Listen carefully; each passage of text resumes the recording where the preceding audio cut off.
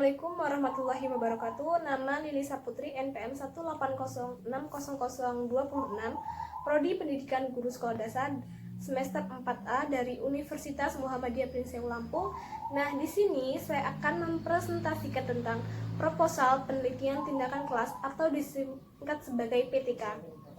Penelitian tindakan kelas atau PTK adalah penelitian bersiklus dalam bentuk kolaboratif yang dilakukan dengan tujuan memperbaiki praktik pembelajaran di kelas. Adapun tujuan utama PTK adalah untuk memecahkan permasalahan nyata yang terjadi di dalam kelas dan mencari jawaban ilmiah mengapa hal tersebut dapat dipecahkan dengan tindakan yang dilakukan. Adapun karakteristik PTK ada 3. Yang pertama, adanya masalah dalam PTK dipicu oleh munculnya kesadaran pada diri guru bahwa praktik yang dilakukan selama ini di kelas mempunyai masalah yang perlu diselesaikan. Yang kedua, penelitian tindakan kelas dilakukan di dalam kelas, sehingga fokus penelitian ini adalah kegiatan pembelajaran berupa perilaku guru dan siswa dalam melakukan interaksi. Yang ketiga, peneliti tindakan kelas bertujuan untuk memperbaiki proses dan hasil pembelajaran secara bertahap dan bersiklus. Adapun manfaat PTK sendiri, pertama, menghasilkan laporan-laporan PTK yang dapat dijadikan bahan panduan guru untuk meningkatkan mutu pembelajaran. Kedua, menumbuh kembangkan kebiasaan, budaya, dan atau tradisi meneliti dan menulis artikel ilmiah di kalangan guru. Ketiga, kemudian prinsip-prinsip umum PTK. Pertama, tidak mengganggu komitmen guru sebagai pengajar. Kedua, masalah berawal dari kondisi nyata di kelas yang dihadapi guru. Ketiga, dalam penyelenggaraan penelitian, guru harus memperhatikan etika profesionalitas guru. Keempat, meskipun yang dilakukan adalah di kelas, tetapi harus dilaksanakan dalam konteks sekolah secara menyeluruh. Kelima, peningkatan mutu dan atau pemecahan masalah. Kemudian, jenis-jenis penelitian tindakan kelas. Yang pertama, jenis diagnostik. Kedua, jenis partisipan. Ketiga, jenis empirik. Dan yang keempat, jenis eksperimental. Adapun persyaratan penelitian tindakan kelas. Pertama, peneliti tindakan kelas harus tertuju atau mengenai hal-hal yang terjadi di dalam pembelajaran. Kedua, PTK menuntut dilakukan pencermatan secara terus-menerus, objektif, dan sistematis, dicatat atau direkam dengan baik. Ketiga, harus dilakukan sekurang-kurangnya dalam 2 siklus tindakan yang berurutan. Adapun yang pertama itu ada pendahuluan. Di dalam pendahuluan ada latar belakang masalah. Peneliti dilakukan untuk memecahkan permasalahan pendidikan dan pembelajaran. Masalah dapat terinspirasi dari hasil penelitian terdahulu, tetapi harus digali dari permasalahan pembelajaran yang aktual. Kemudian ada identifikasi masalah. Masalah yang akan diteliti harus didasarkan dan didefinisikan oleh peneliti sendiri bersama kolaborator, meskipun dapat dengan bantuan seorang fasilitator supaya mereka betul-betul terlibat dalam proses penelitian. Setelah itu ada rumusan masalah. Masalah peneliti dirumuskan dalam bentuk rumusan penelitian tindakan kelas, yakni menggunakan kalimat tanya. Masalah perlu dijelaskan secara operasional dan ditetapkan lingkup penelitiannya. Kemudian ada tujuan penelitian.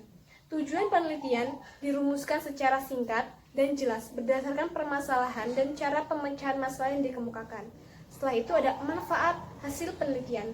Manfaat penelitian khususnya untuk memperbaiki kualitas pendidikan dan pembelajaran diuraikan secara jelas. Menurut tinjauan pustaka, kajian teoritis dan empiris hasil penelitian terdahulu yang relevan dikemukakan sebagai landasan pemilihan tindakan. Uraian ini digunakan sebagai dasar penyusunan kerangka berpikir yang menunjukkan kriteria antara masalah, teori, hasil penelitian terdahulu yang relevan, dan pilihan tindakan. Kemudian ada yang ketiga itu ada metode penelitian. Yang pertama, pendekatan dan jenis penelitian. Kedua, setting penelitian. Yang ketiga, subjek penelitian. Kemudian yang keempat itu ada prosedur penelitian tindakan kelas. Yang kelima itu data dan sumber data. Yang keenam itu ada analisis data. Kemudian yang keempat, hasil penelitian dan pembahasan menyajikan uraian masing-masing siklus dengan data lengkap mulai dari perencanaan, pelaksanaan, observasi, dan refleksi yang berisi tentang penjelasan aspek-aspek keberhasilan dan kelemahan yang terjadi. Oke, yang terakhir itu ada simpulan dan saran. Simpulan penelitian berkaitan dengan diskusi hasil analisis. Peneliti menyajikan intisari temuan penelitian. Saran merupakan inti dari implikasi yang menurut peneliti dapat diterapkan oleh pihak yang memerlukannya. Pada saat menyusun saran, peneliti perlu memperhatikan kepada siapa saran ditujukan, solusi apa yang disarankan, saran harus konkret dan jelas, saran tidak menyimpang dari temuan, dan saran bersifat spesifik dan operasional. Nah, di sini saya mempunyai contoh dari penelitian tindakan kelas. Baiklah, dari contoh PTK yang akan saya sajikan, di sini saya mengambil tema COVID-19 dari aspek yang dikaji, yaitu interaksi pembelajaran. Judul penelitiannya, pengaruh virus COVID-19 terhadap kesiapan guru dan tenaga pendidik di SD Negeri 2 Banyumas. Kemudian rumusan masalah, apakah ada pengaruh yang signifikan antara virus COVID-19 terhadap kesiapan guru dan tenaga pendidik di SD Negeri 2 Banyumas? Tujuan dari penelitian ini yaitu untuk mengetahui pengaruh virus COVID-19 terhadap kesiapan guru dan tenaga pendidik dalam pembelajaran di SD Negeri 2 Banyumas. Kemudian variabel penelitiannya, variabel bebas atau independennya di sini yaitu kesiapan guru dan tenaga pendidik. Kemudian variabel terikat atau dependennya yaitu virus COVID-19. Dan yang terakhir itu ada hipotesis. Hipotesis H-nya ada pengaruh virus COVID-19 terhadap kesiapan guru dan tenaga pendidik di SD Negeri 2 Banyumas. H-nya tidak ada pengaruh virus COVID-19 terhadap kesiapan guru dan tenaga pendidik di SD Negeri 2 Banyumas. Itu saja yang dapat saya sampaikan, kurang dan lebihnya saya mohon maaf. Saya akhiri, wassalamualaikum warahmatullahi wabarakatuh.